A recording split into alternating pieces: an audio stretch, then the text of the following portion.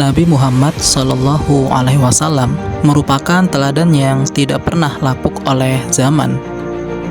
Setiap nafas kehidupannya menyimpan segudang teladan yang tak pernah kering. Salah satu pelajaran yang beliau sampaikan kepada umatnya adalah etos kerja yang luar biasa.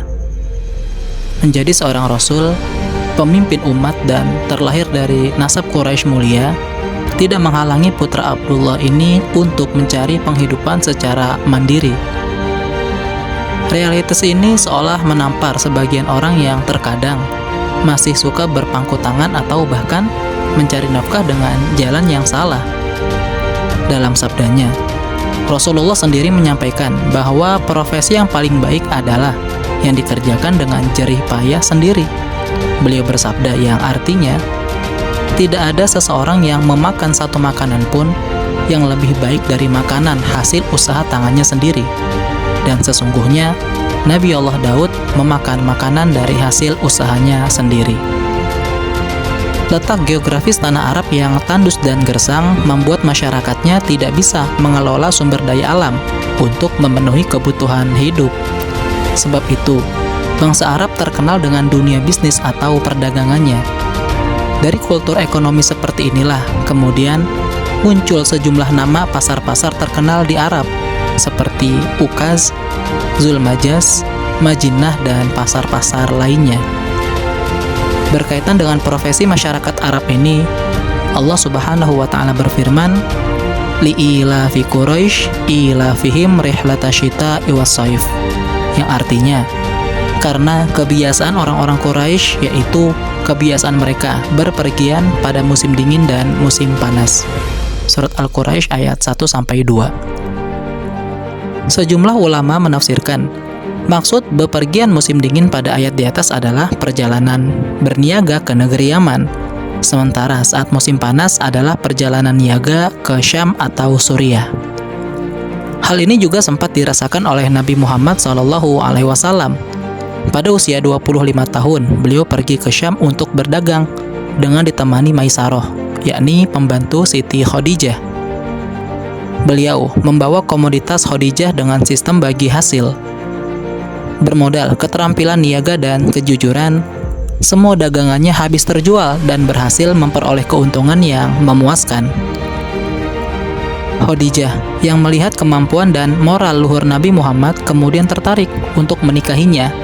Terlebih, ia mendapat informasi banyak dari Maisarah tentang sosok Nabi selama menemani berdagang. Singkat kisah, Nabi dan Khadijah akhirnya menikah dengan mas kawin 20 ekor unta. Kendati usia Khadijah selisih lebih tua 15 tahun, tetapi ia merupakan perempuan yang cantik, pandai, terpandang, dan kaya raya.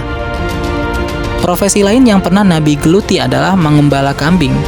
Hal ini dilakukannya tepat ketika berada di bawah asuhan sang paman, Abu Thalib.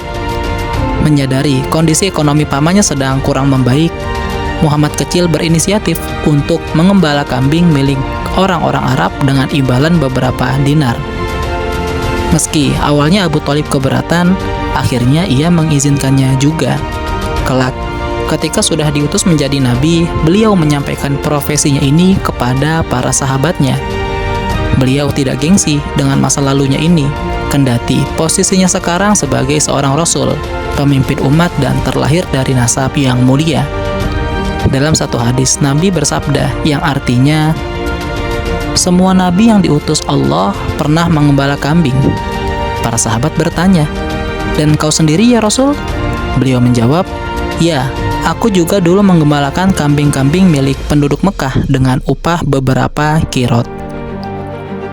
Sejumlah ulama mengatakan profesi para nabi sebagai pengembala kambing memiliki nilai filosofis yang tinggi.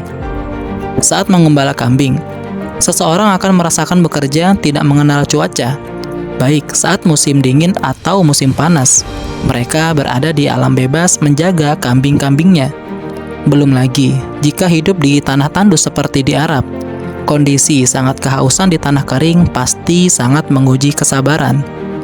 Dalam kondisi inilah, pengembala digembleng menjadi pribadi yang tabah.